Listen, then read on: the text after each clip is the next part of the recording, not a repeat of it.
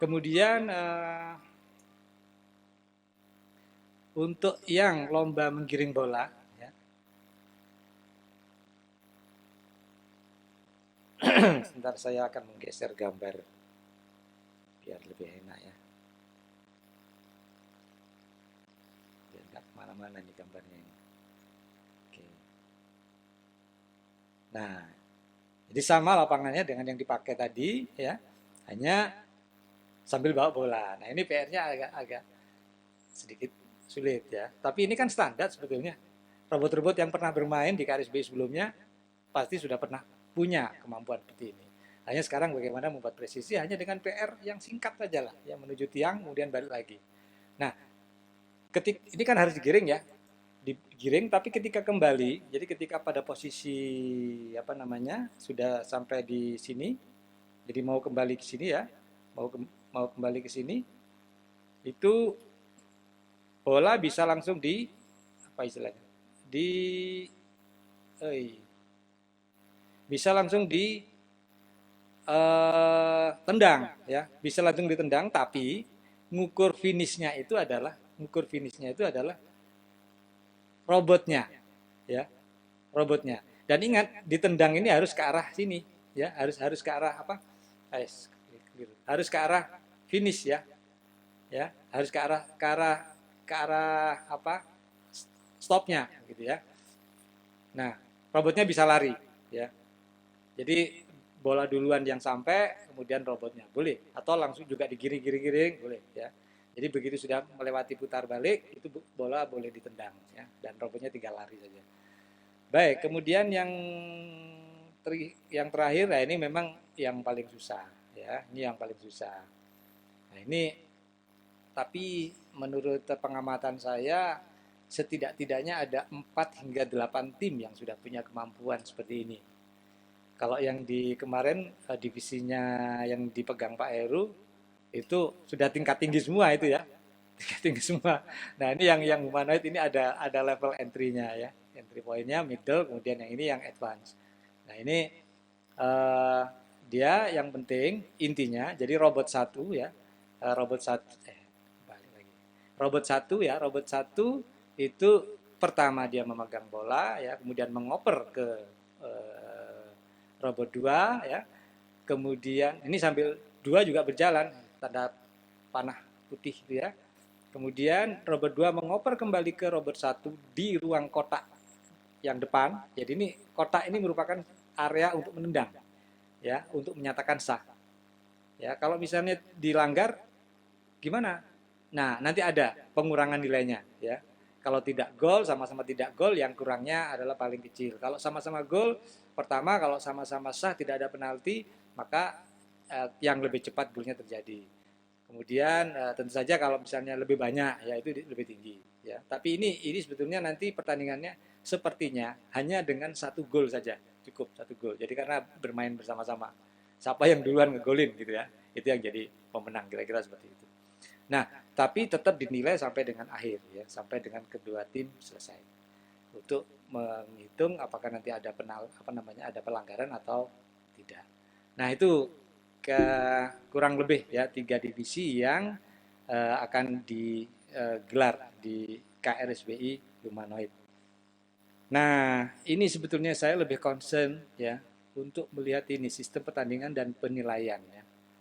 Oke, sebelum saya ke sini, kalau yang ini mungkin sudah Anda punya ya, file ini, tapi saya akan menuju ke file yang kedua ya, yang mungkin Anda belum punya, yaitu panduan multimedianya seperti apa ya.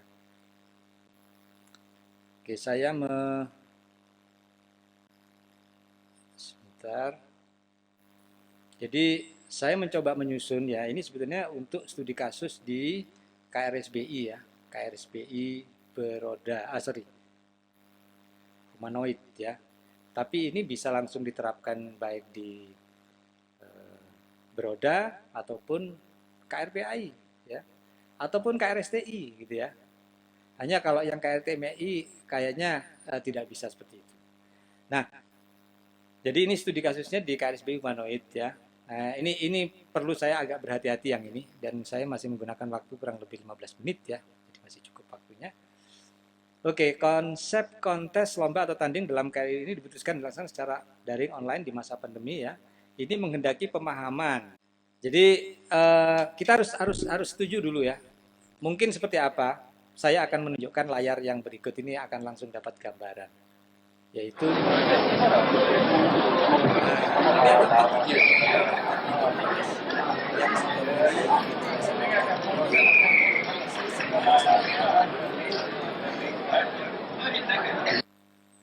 nah, ini dia.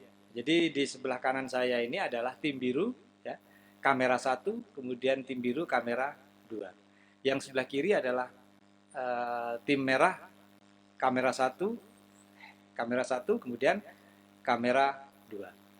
Nah, seperti apa munculnya kamera ini? Itu coba saya. Nah, ini ya. Ini untuk cam 1 untuk tim biru itu menghendaki pemandangan menuju ke arah goal ya. Bisa diambil dari tengah, bisa diambil dari agak pojok begitu ya, agak sisi kiri atau kanannya waktu start ya. Yang penting secara perspektif semuanya tertangkap kamera dan cukup jelas ya. Nah, cukup jelas itu kalau misalnya seperti ini ya, kalau Anda menggunakan seperti ini ya. Saya akan tunjukkan ini ruang saya. Ini kelihatan semua ya, kelihatan semua. Baik. Kemudian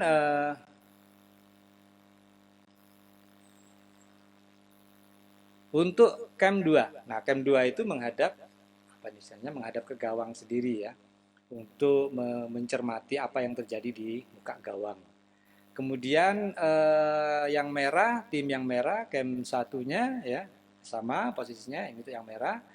Kemudian cam 2 ya. Nah, posisinya nanti Anda silakan aja ngambil dari sisi kanan atau kiri, nanti di sini akan di flip ya untuk dihadapkan seperti ini. Jadi menjadi menarik ya, sama-sama menuju ke gawang. Jadi fokus pandangan kita itu ke arah gawang.